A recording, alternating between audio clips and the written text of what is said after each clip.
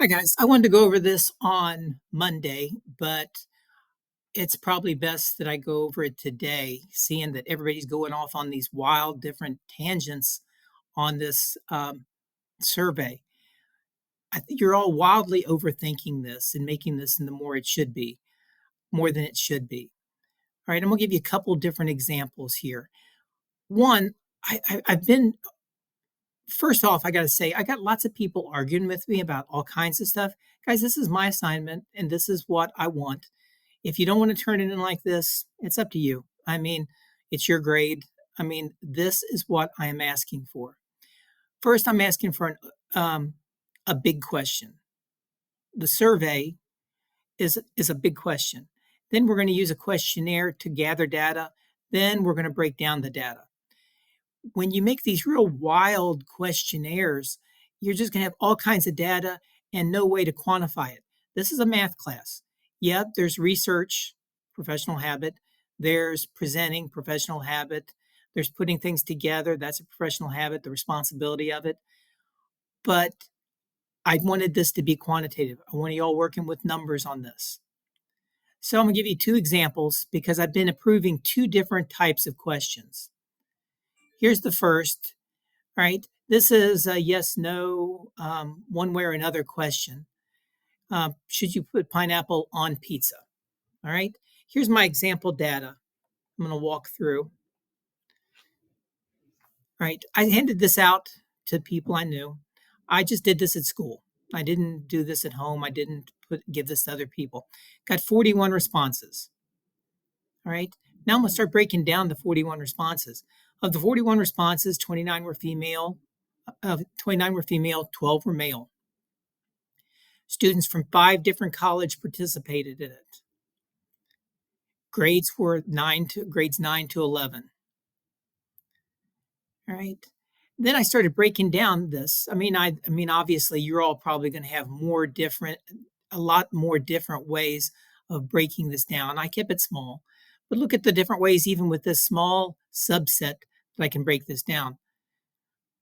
Here you can see the shaded areas are the yeses and the clear areas are the nos.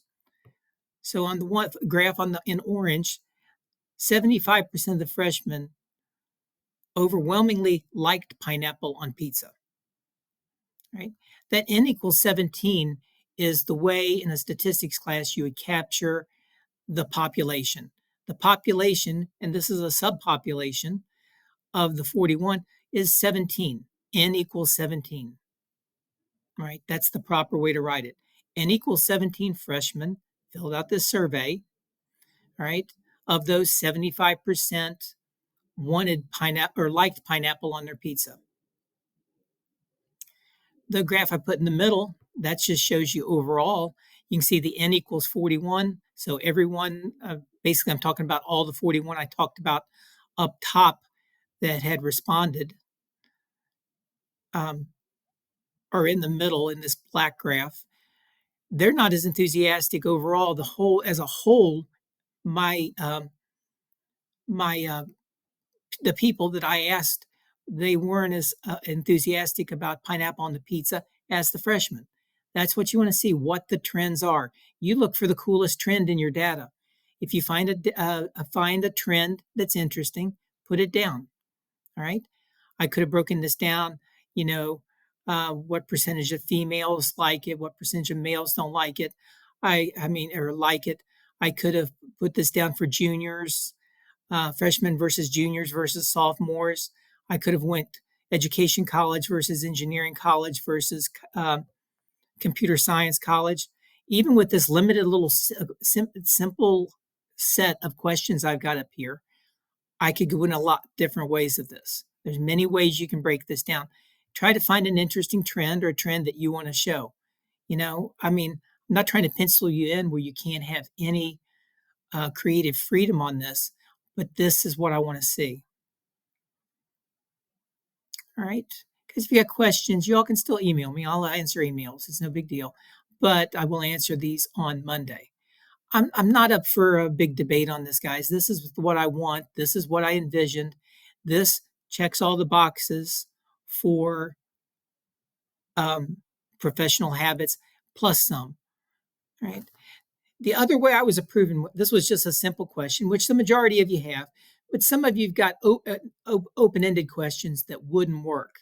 So, what I tried to get you to do, and what I'm going to get you to do, is to put it in this kind of survey, right? You just couldn't say who's the greatest band of all time, right? You could get literally of these 41, you could get 41 different answers. You've got no data. Data is not non-existent. You have to limit the set that you ask people for, right? If I give them 6 options, maybe even if you've got enough surveys, maybe even going as high as 10. I don't know. It's up to you. But you've got to limit the options to be able to do this quantitative analysis on it.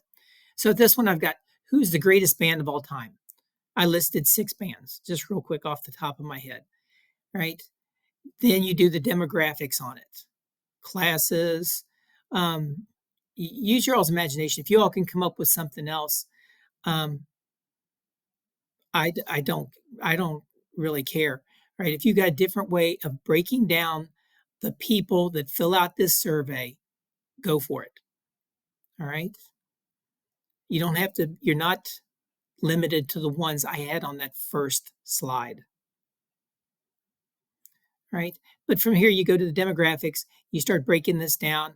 And some of the trends you might find, and I'm just doing this off the top of my head, you might find that if you handed this out to old people, they like the Beatles. Younger people like Green Day and the Chili Peppers. Engineering, you find out they're Rolling Stones fans. Um, you find out computer science doesn't like anything.